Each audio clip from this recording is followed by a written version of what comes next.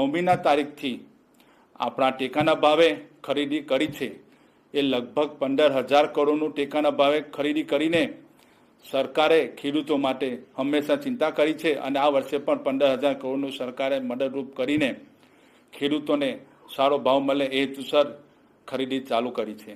તે બદલ આપણા કેન્દ્ર સરકારના આપણા ગુજરાતના લોકલાડીલા માન્ય વડાપ્રધાન નરેન્દ્ર મોદી સાહેબ, અમિત શાહ સાહેબનો હું ભરૂચ જિલ્લાના ખેડૂતો વતી ખૂબ ખૂબ આભાર વ્યક્ત કરું છું. આપણી સરકાર, ગુજરાત સરકારે મુખ્યમંત્રી શ્રી ભૂપેન્દ્રભાઈ પટેલ દ્વારા ઐતિહાસિક 10,000 કરોડની સહાય માટેનું પેકેજ જાહેર કરેલ છે, જે ખૂબ જ આવકારદાયક છે.